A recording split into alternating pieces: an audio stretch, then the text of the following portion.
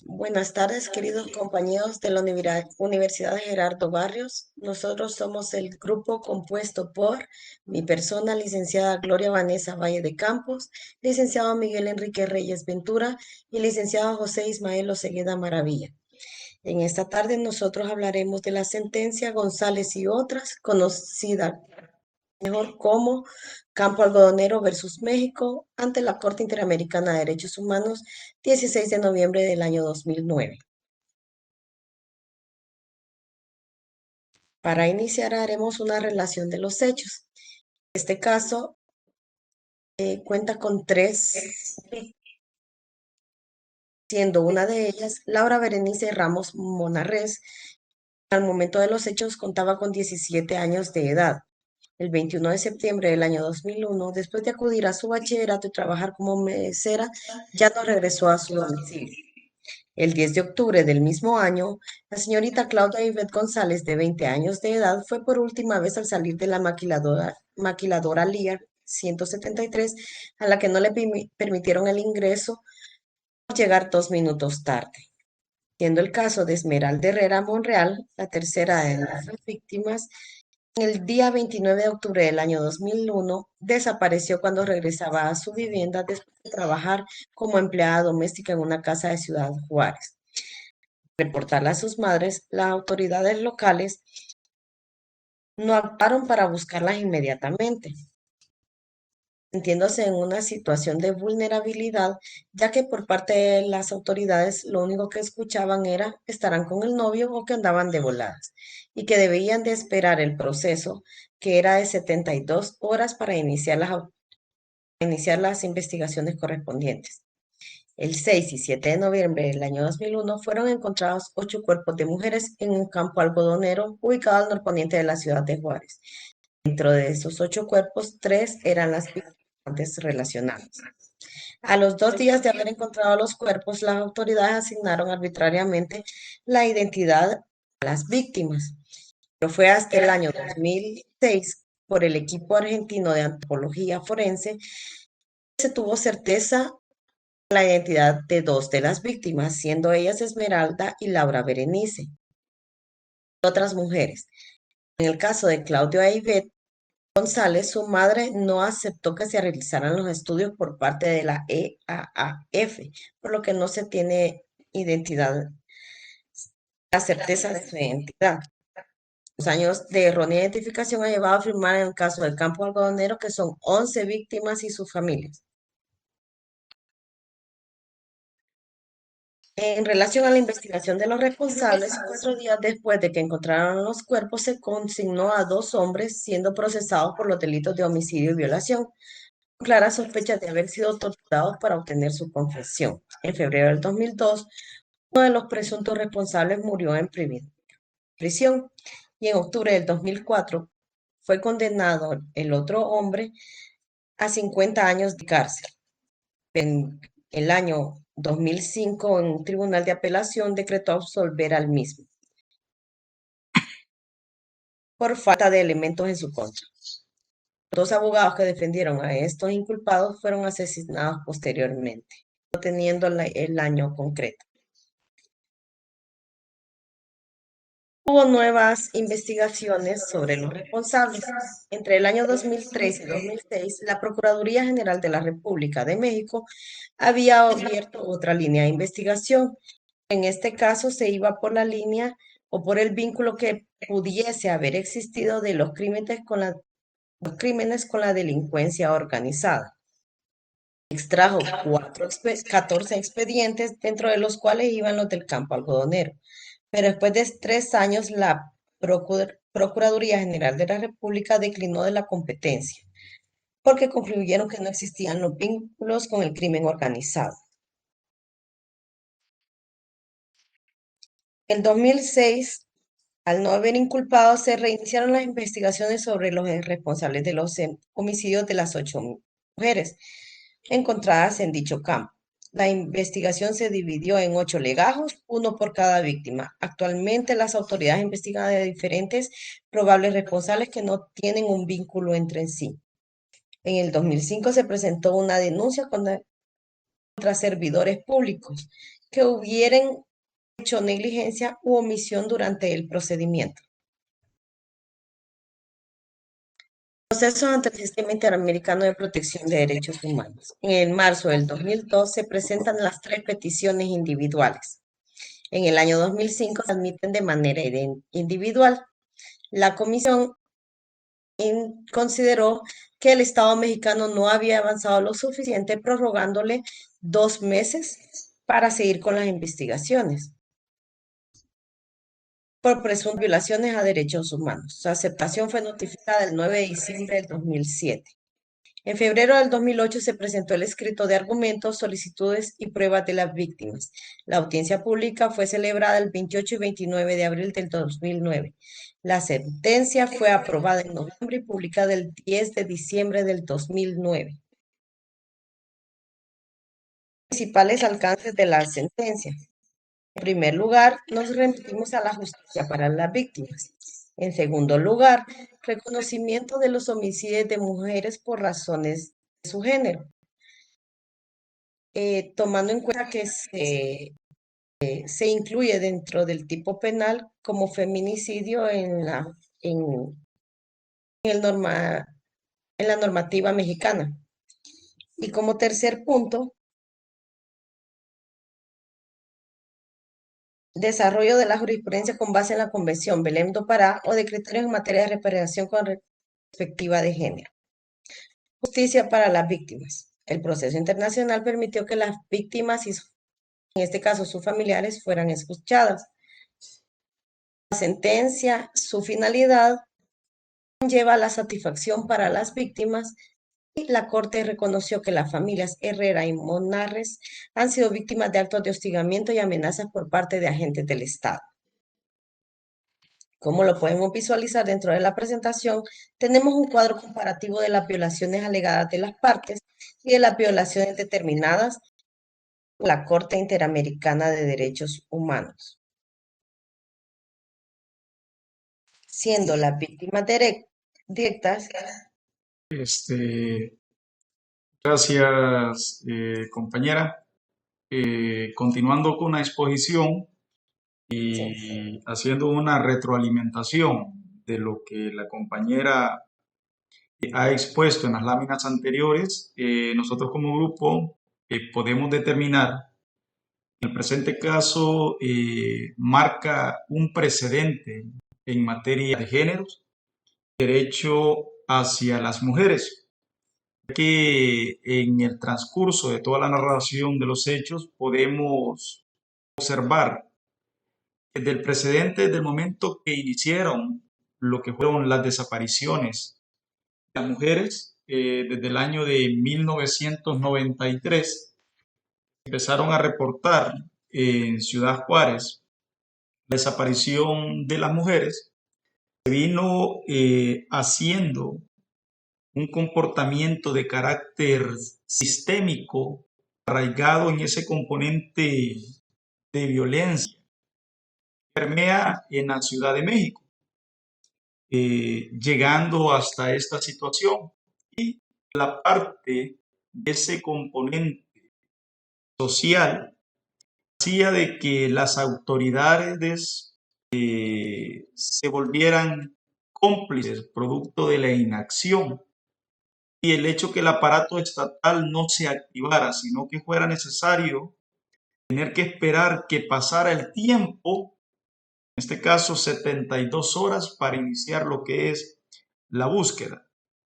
Pese a que ya existía un precedente con anterioridad de mujeres desaparecidas. Entonces, ese componente es importante destacar cómo la Comisión Interamericana de Derechos Humanos, al momento que hace lo que es y se activa el Sistema Interamericano de Derechos Humanos, las investigaciones para hacer el levantamiento y poder ir determinando cómo esa inacción y negligencia iba haciendo que el Estado tuviera responsabilidad por no haber activado el sistema de protección interno en contra de las víctimas. Acá nosotros logramos encontrar que es un cuadro comparativo de las violaciones alegadas por partes y de las violaciones determinadas por la Corte Interamericana de Derechos Humanos. Dentro de las violaciones que aparecen, tenemos de que dentro de las víctimas directas, en la demanda se establece lo que es la violación a la Convención Americana de Derechos Humanos en cuanto al artículo 1, 2, 4, 8, 19 y 25. Igualmente se vulnera el artículo 7 de la Convención Belén do Pará, que como sabemos, la Convención Belén do Pará regula, logra visibilizar todos los derechos de la mujer en materia de género. Igualmente, en el escrito de argumentos de las solicitudes a prueba, se aporta de que se han vulnerado los artículos 1, 2, 4, 5, 7, 8, 19 y 25 de la Convención Americana de Derechos Humanos y se vuelve a retomar el artículo 7 de la Convención Belén do Pará. Además, se solicita que la Corte Interamericana de Derechos Humanos se pronuncie sobre el feminicidio en Ciudad Juárez. Este es un precedente y un hito en materia de género, de que fue en esta sentencia de Campos Algodonero en donde la Corte Interamericana de Derechos Humanos logra establecer lo que son las características y las especificaciones de aquellos delitos de odio hacia la mujer. ¿Por qué razón? En el levantamiento que hace el equipo antropológico argentino al momento de hacer las exhumaciones de los cuerpos, se logra determinar en los estudios las mujeres que fueron encontradas fueron víctimas no solamente de homicidio, sino que ellas fueron violadas, torturadas y posteriormente silenciadas a través de su muerte. Por tanto, este tipo de esquema que se vio reproducido en todas las víctimas genera un odio hacia la mujer, determinando que dicha situación se debe de catalogar diferente a un simple homicidio, dándole a la categoría de feminicidio, lo cual son aquellos actos de horror en el cual son cometidos de odio, un componente misógeno, machista hacia la mujer. Actualmente encontramos que el Estado mexicano no reconoció las violaciones de los derechos humanos de las víctimas directamente. ¿Por qué razón? Tal como la compañera lo ha manifestado en las diapositivas anteriores, esta inacción del Estado lo que buscó fue el hecho de tener que justificar las violaciones de derechos humanos que se habían dado y por lo cual el Estado mexicano estaba siendo juzgado a través de la Corte Interamericana de Derechos Humanos. ¿Cuál es la situación alarmante en esta situación? El Estado mexicano empezó a elaborar expedientes de investigación no con la finalidad de tener que determinar la verdad de las vulneraciones de los derechos humanos, sino que era para el hecho de tener que justificar que no había un sistema arraigado en ese componente social misógeno, machista en contra de la vulneración de las víctimas, sino que básicamente se limitó en tener que exponer a dos personas y presentarlas como culpables y haciendo de que el aparato estatal tuviera que justificar y visualizarlo dentro del lugar de los hechos para poder llegar a dos condenas y poder hacer que la condena social se apaciguara. Pero vemos que dentro del derecho interno mexicano hubieron dos juristas que en aplicación del derecho penal pudieron determinar que estas dos personas no eran los actores materiales, sino que se habían vuelto víctimas, porque el Estado los había presentado como chivo expiatorio para poder reducir lo que era la condena en materia de derechos humanos, siendo estas dos personas absueltas, pero los abogados que habían sustanciado el caso fueron callados y fueron muertos posteriormente a la absolución de estas dos personas. Entonces, este tipo de situación vuelve y denota una situación de que el Estado, frente a la obligación positiva de tener que investigar, llegar a la verdad de los hechos, se volvió un Estado vulnerador de derechos humanos porque no siguió las garantías necesarias en cuanto al debido proceso de investigación. Igualmente, esto lo hemos reconocido ya a través de la sentencia de la Corte Interamericana de Derechos Humanos, en donde al momento de determinar los derechos que reconoce la Convención Americana de Derechos Humanos y la Convención Vélez-Dopara, determina qué preceptos y qué artículos y qué derechos son los que se han vulnerado de parte del Estado mexicano. Igualmente, encontramos la parte de las víctimas indirectas en lo que relaciona el presente caso.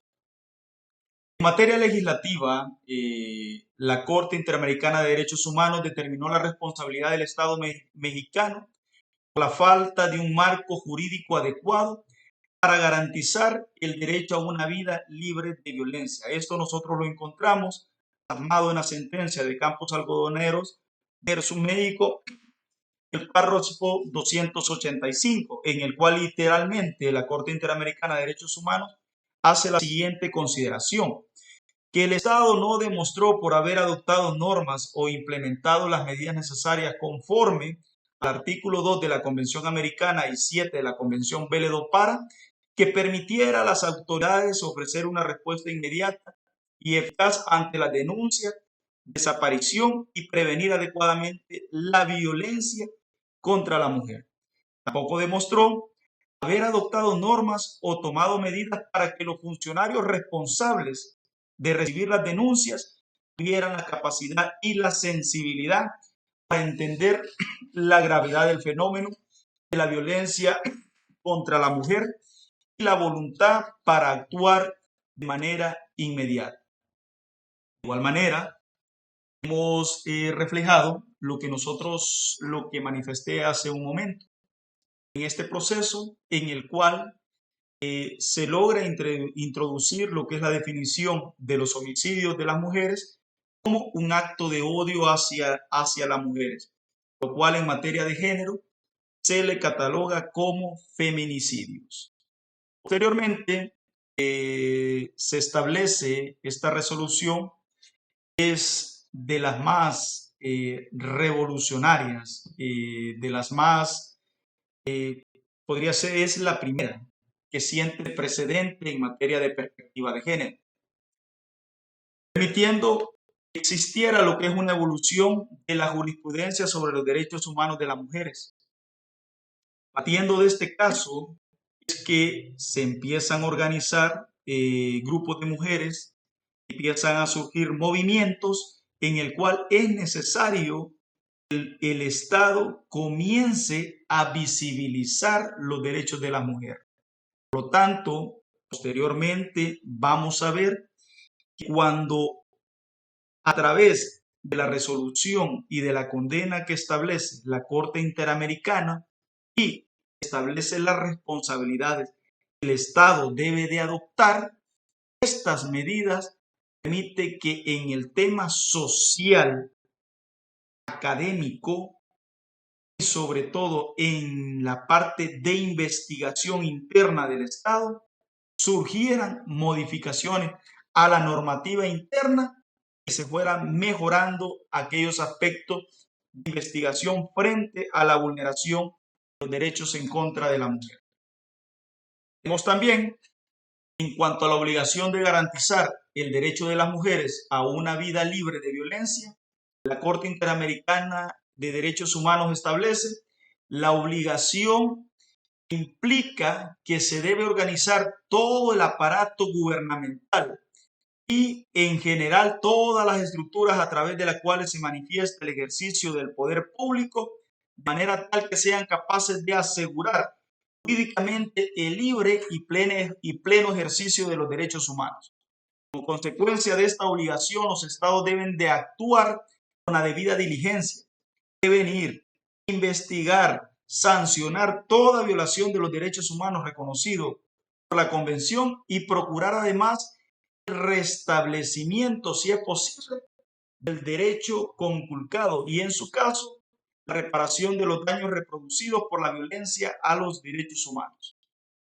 Algunos criterios fundamentales en materia de prevención para garantizar el derecho a una vida libre de violencia es lo que se logra determinar siempre desde aquella perspectiva de ser de la mayor forma integral para la protección y tutela de los derechos hacia las mujeres. De igual manera, la Corte Interamericana de Derechos Humanos retoma algunos criterios internacionales que dan contenido a la obligación de prevenir, dentro de los cuales puedo mencionar: es necesario hacer que el entorno físico sea seguro para las mujeres, se deben de detectar aquellos lugares peligrosos, examinar los temores de las mujeres y solicitar a las mujeres sus recomendaciones para mejorar su seguridad. La prevención de la violencia contra las mujeres debe de ser un elemento explícito en la planificación urbana y rural, en el diseño de edificios y residencias. De igual manera, cuando nosotros vemos en este aspecto, es a través de esta sentencia que se empiezan a colocar los famosos botones de pánico o las cabinas de seguridad que están dentro de la ciudad Juárez, con una forma de poder frente al peligro inminente de las mujeres, poder hacer a través de esos botones de pánico o esas cadenas de seguridad la denuncia de manera inmediata. Pero nace la obligación del Estado de poder determinar qué tan efectivas sean estas medidas. De igual manera, algunos criterios dentro de la investigación de la violencia contra las mujeres. Por lo cual, cedo la palabra al licenciado Ismael para que él siga desarrollando lo demás de la ponencia. Muy buenas tardes, gracias colega. Continuando con los criterios fundamentales en materia de investigación de violencia contra las mujeres, en específico, pues hablando de los homicidios de mujeres, no por su razón de ser como personas, sino que específicamente por ser mujeres. Ya la Corte Interamericana ha dado unos lineamientos al respecto. También ha llegado a la conclusión para lograr el esclarecimiento, en este caso de los 3 homicidios, motivaron esta sentencia. Significa que para las medidas generales de prevención debería adoptar el Estado a fin de asegurar el pleno goce de los derechos humanos, específicamente de las mujeres y niñas residentes en el país. Señaló más bien que la impunidad es una causa de la continuidad, pero también expresa que es una consecuencia de la violencia estructural que se ha manejado contra las mujeres. De igual forma, en cuanto a la obligación de proteger específicamente el derecho a la vida, la Corte ha retomado ciertos criterios. La Corte Europea de Derechos Humanos ha desarrollado la teoría de la obligación procesal a efectuar una investigación oficial efectiva en casos de violación de derechos humanos. Sí, ha expresado que el deber de investigar efectivamente tiene unos alcances adicionales cuando se trata específicamente de mujeres, niñas que sufren una muerte, trato o afectación a su libertad personal en el marco de un contexto general de violencia, específicamente por tratarse de mujeres y niñas. Sí, de acuerdo a la Corte Interamericana de Derechos Humanos, y como lo mencionamos con anterioridad, la misma ha utilizado criterios de la Corte Europea, porque específicamente cuando existen ataques contra una mujer, ha expresado que pues es un asunto de discriminación por el hecho de ser mujer. Esto particularmente es importante que la investigación sea realizada con vigor e imparcialidad, ya que existen 2 obligaciones adicionales para resolver estos crímenes. Asimismo, reitera pues que continuamente la cadena de los crímenes por razones de género, la sociedad, para mantener la confianza de la población en la habilidad de las autoridades de protegerla de las amenazas de violencia, ya pues que como se ha expresado con anterioridad, pues al iniciarse estos casos, pues la actitud que tomaron las autoridades pues no fue la correcta. De ahí, pues, sobre los estereotipos de género, la Corte Interamericana de Derechos Humanos ha señalado lo siguiente. Se considera que el estereotipo de género, es decir, preconcepción de atributos o características poseídas o papeles que se consideran deben ser ejecutadas por hombres y mujeres respectivamente.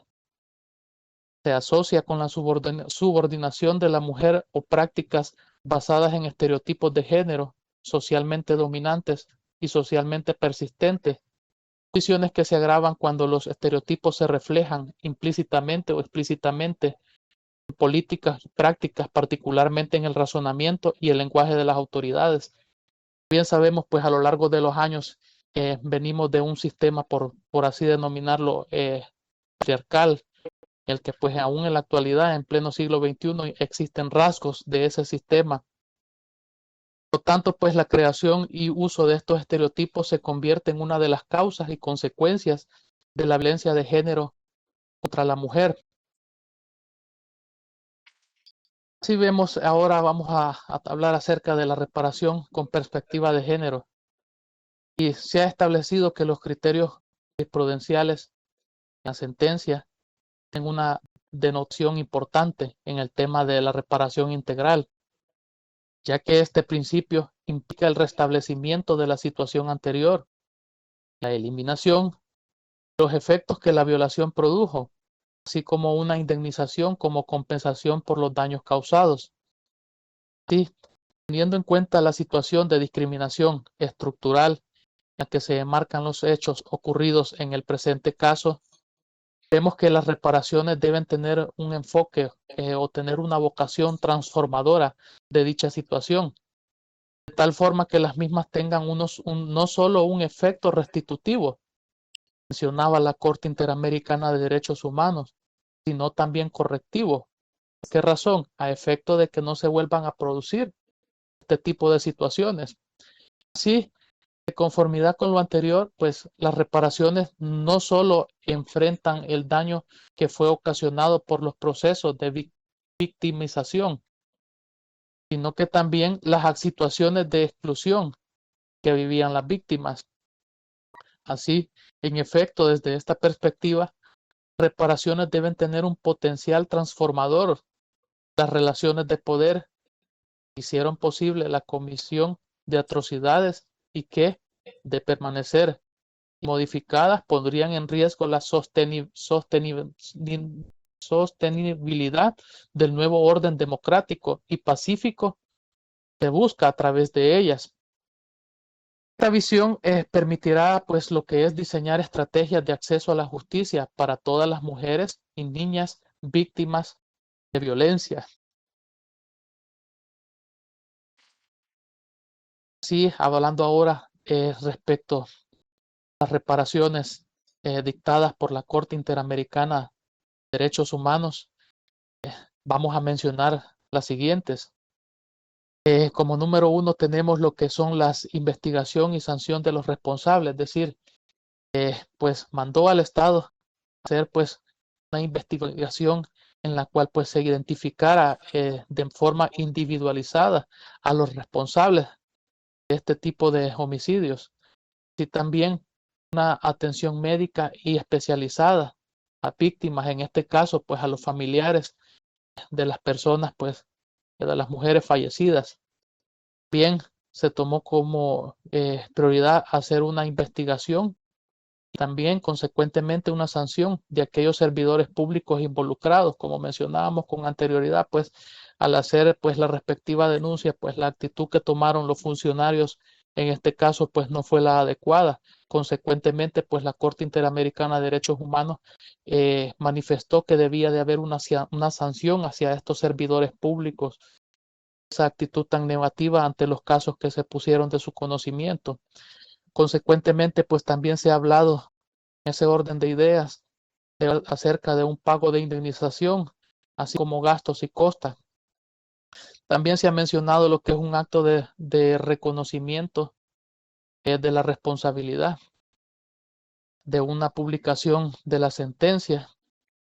Y también se ha mencionado que es una estandarización de todos sus protocolos, manuales, criterios ministeriales de investigación, servicios periciales de impartición de justicia, utilizadas pues a investigar todos los delitos que se relacionen a desapariciones, violencia sexual, homicidio de mujeres, de conformidad al Protocolo de Estambul o Manual sobre la prevención de investigación efectiva de ejecuciones extrajudiciales, arbitrarias, sumarias y de Naciones Unidas, estándares internacionales de búsqueda de personas desaparecidas base a una perspectiva de género, pues con el objetivo pues de que no se vuelvan a presentar este tipo de situaciones.